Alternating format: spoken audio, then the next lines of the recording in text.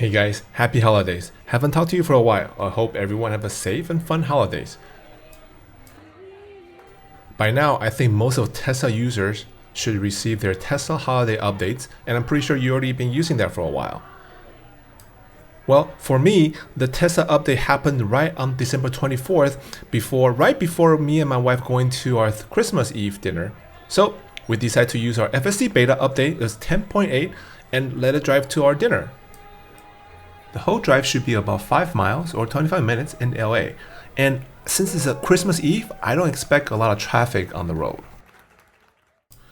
Right off the bat, we're going to make an unprotected left turn. As I said, the traffic's pretty light, so it should be very easy to make a left turn. And the first change we realized right away is that when the left turn signal turns on, the left camera turns on right away, and you can see that in the display in the middle. Even though this is a small change, but I believe that when FSD making changes now, I'll feel more comfortable because I can see right away what's happening around me. Tesla was able to successfully make the unprotected left turn. Unfortunately, I had to step on the accelerator pedal because the cars were coming to us. Within FSD beta profile option, there are chill, average, and assertive. Most of the time, I select average. I wonder if I select assertive, that will make the left turn more aggressive or not. It's something I'm going to put on my pocket list to try it out.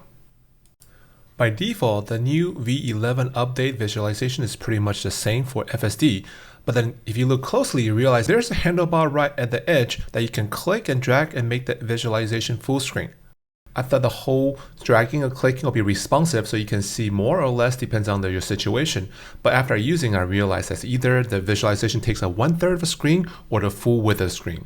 Now, don't get me wrong, it is great that you can see more around your car, but I'm not sure why I need to see around my car all the time because by default, we should be paying attention to the road. So that is great in concept, but in the real life situation, I'm not sure it's the best.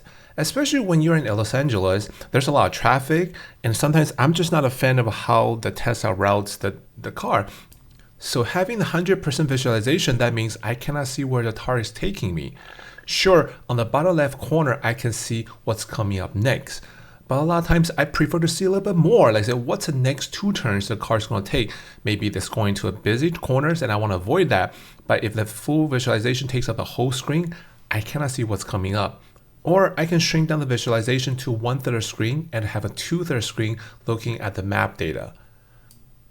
Ultimately, I think the best solution just make the whole app responsive so the user can click and drag and find the best way for their use case. I think I've been using FSD beta for about 4 weeks. Now, most of the time in LA and during daylight, it's actually not too bad. I will give a solid B minus, but now during nighttime, it's a totally different story. At night, FSD beta is still able to see as many cars and objects as the daytime. The car actually will panic more phantom brakes, and it seems to respond a little bit slower than the daytime. My guess is that Tesla Vision has a harder time to spotting objects during nighttime, which makes a lot of sense, and it could be sensor overloads, or the headlights is blinding the sensors. So I don't know. What do you think? Right here, you can tell that the car making a left turn is partially in our lane. But here, Tesla is able to squeeze right in and we stop correctly. Up till now, Tesla has been performed nicely and hasn't made much mistakes. And just what I'm saying about this, Tesla make an unexpected right lane change. Well, it's actually all good and you can tell that the right camera turned on, but as a user, I'm still surprised that happened so suddenly. Upon reviewing the video, you can tell that actually there's no car right next to us. As I use FSD for daily drives, I feel more comfortable as a driver because I know FSD is always looking around me, while as a driver, you cannot do that at all time. At times, I also don't know why Tesla is changing lanes. Maybe the traffic is slower on the current lane, so they try to change lanes, or it spotted some object they try to avoid. It is always interesting to me that how Tesla makes certain decisions. That is one of the reasons why I prefer to see the map view along with the FSD visualization so I can anticipate what FSD is trying to do next. Okay, the upcoming right turn is the most interesting situation FSD Beta has experienced for tonight. In the front, there are two right lanes, and the leftmost lane is going straight. While Tesla is approaching the corner, it changed 2 lanes in a row, go to the rightmost lane. While the car is waiting to make a right turn, just outside the camera view on the left-hand side, there's a pedestrian walking slowly across the street. And Tesla waited, which is the right decision to make because the pedestrian had the right of way.